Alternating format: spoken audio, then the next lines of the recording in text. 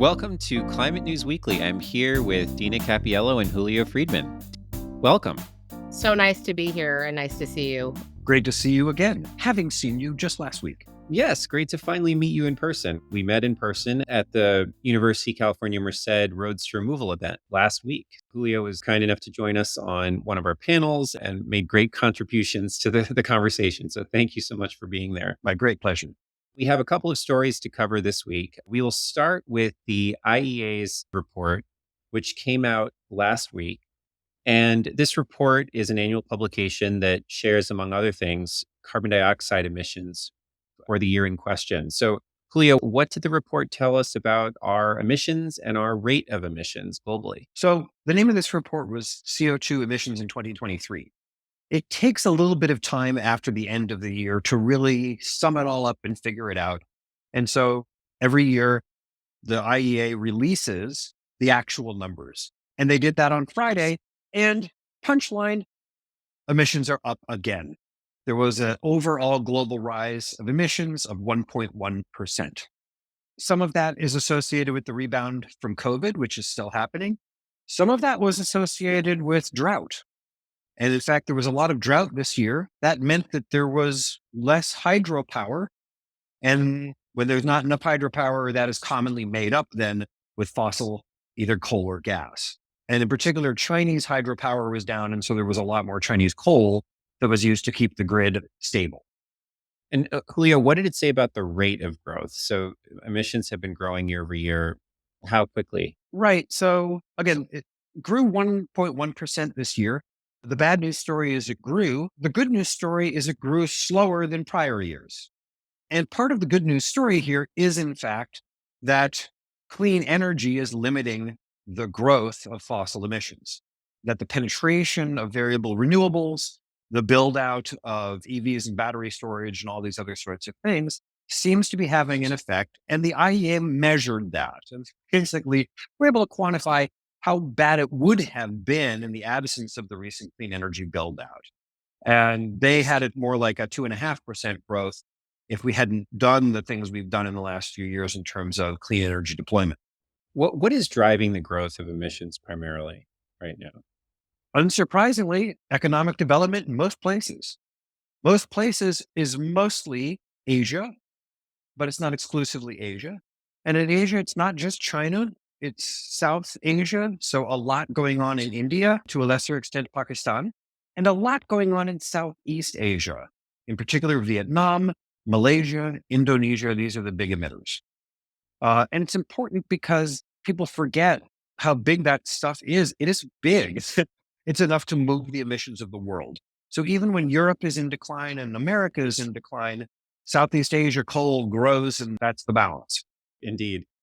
So we want to pivot to a story that was pretty visible this week as a big story on the launch of MethaneSAT, which is a methane tracking satellite that has been developed by the Environmental Defense Fund. And it launched into space on Monday, March 4th, aboard a SpaceX rocket.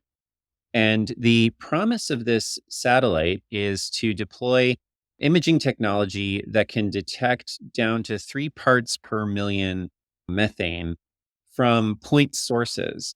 And the EDF has arranged a partnership with Google and their cloud computing infrastructure to essentially process the terabytes upon terabytes of data streaming off of this satellite as it orbits the Earth 15 times a day to determine where exactly these methane leaks are happening down to pretty high levels of resolution. Before we get started, you mentioned that RMI has had a role in this project and it actually attended the launch of the SpaceX rocket that shot this thing out into orbit. Can you tell us a little bit more about the program and about the launch if you can? Yeah. This was led by our partners, Environmental Defense Fund, but we were really psyched to have a person there. It was a managing director for us, Josh Henritig, who leads our data and transparency work, right? And that's where our methane work is housed. So we also do a lot on methane being a very potent greenhouse gas and from the oil and gas sector. Hmm. So he was blown away and sent videos, over our internal channels, etc.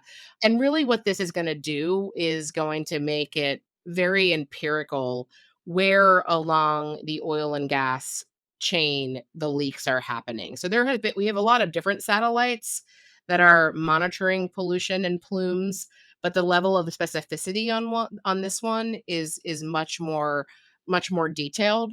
What do you make of this, Julio? There's two things that are going to come out of this. One of them is there's just going to be no place to hide. If you are a methane emitter, you're going to be found. The purpose of this is not shame, it's discovery.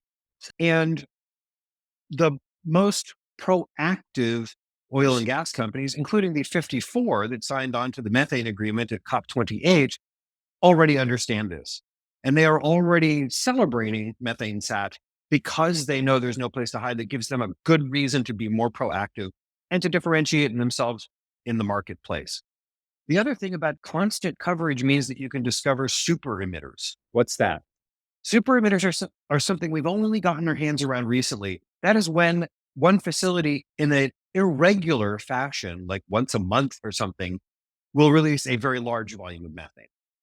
So it is because of some failure or some operational conceit, and it's not part of regular practice, but then suddenly, boom, this huge amount of methane enters the atmosphere. And the super emitters are probably half of global methane emissions. And the work that's been done on MethaneSAT to get it ready has discovered a bunch of these things. Now, when we have global coverage, suddenly we're going to start finding super emitters. That gives us, again, not an opportunity to shame, but an opportunity to manage.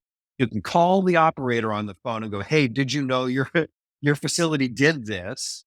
You have a chance to fix it. If not, you have a chance to be paying fines. Maybe you'd rather fix it, right? So it's actually meant to actually encourage good behavior and to solve the problem on its face. It's not about shaming or punishing. It's about fixing. And it starts with good data. And what's so interesting about that is, another news clip this week was the SEC rules, the Securities and Exchange Commission, which, they rolled back some disclosures, right? Mostly around the ones that they're not directly responsible for, but their suppliers and their producers are. And what I thought was so interesting about that is, yes, okay, you may not want to report it, but there is now a network of satellites, including this new one, MethaneSAT, that are going to be able to see it regardless of whether you want to tell people or not. Right. Right. And that has always been an issue, which Yeah. is the companies don't want to disclose it. And we also know that they're vastly underreporting it. Let's talk about the SEC for a second and what its purpose is. So, the Securities and Exchange Commission, or SEC, exists for the purpose of creating a fair and stable market for securities in the United States. So, they exist for the purpose of investors, right? So that there is adequate disclosure to investors of risks that might be associated with transaction of securities. The question then before the SEC and their rulemaking body is, what material risks are there that companies should disclose as it pertains to climate and to emissions? And so I think it's interesting to think about this risk. It's like, the reason this is a risk, the reason emissions are a risk, is that they might be a liability for the company at a future date. That's why. Correct. And so this question about scope 3, which again, scope 3 refers to upstream and downstream emissions, are so complex. Right. So let me do a quick example to sort of focus this. Yeah. Let's say you're making a car. Okay. Your scope 1 emissions are the emissions from your factory. Right. The thing that makes the car. Your scope 2 emissions are the electricity that goes into your factory. But your scope 3 emissions are the emissions from the steel and aluminum and plastic that go into the car. And they're also the scope 3 emissions from the use of the car.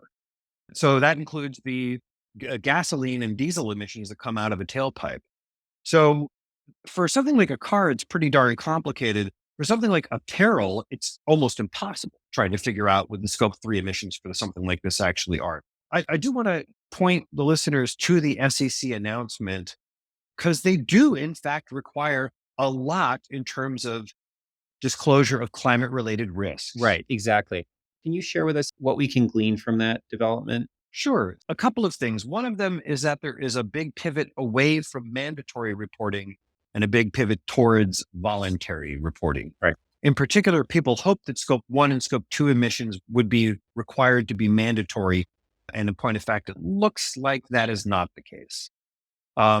It also looks like scope 3 emissions reporting are not necessarily required at all, even necessarily as a voluntary measure, although obviously companies can choose to report that. For what it's worth, most companies that I know and work with actually do that. They actually do their scope 1, 2, and 3 emissions tracking with reasonably high fidelity. For those of you playing this game at home, scope 3 is really hard to count. Right. There's a lot of disagreement on exactly how you do it. So the fact the SEC didn't require that, I'm kind of fine with. The question is, should they have required scope 1 and 2 emissions reporting or not? I want to start by saying reasonable people can disagree with that. There's a good case to be made for mandatory requirement. If you can't monitor it, if you can't measure it, you can't manage it. And we got to start by having data and information. So requiring everybody to do this is a reasonable thing to ask. It is the lowest level of disclosure. It is also the case that many groups really don't have the wherewithal to do this. Many companies would have a very hard time executing this. This is one of the cases that the Chamber of Commerce was making. They're like, sure, if you're a Fortune 100 company, you can do this. But if you're, Joe's Fishery and Grill, it will be hard for you to do this. Mm-hmm. And even companies that are, say, 1,000 employees or something, it's actually hard to do the reporting well. Do we really want to require it? Right. My hope is that the SEC will start gathering enough data from this process that they can start setting good mandatory requirements in the near future. Yeah. I don't think this is going to be the last time we hear this discussion. The SEC is going to keep getting into this year after year. Yes, indeed. It's going to be very exciting to watch.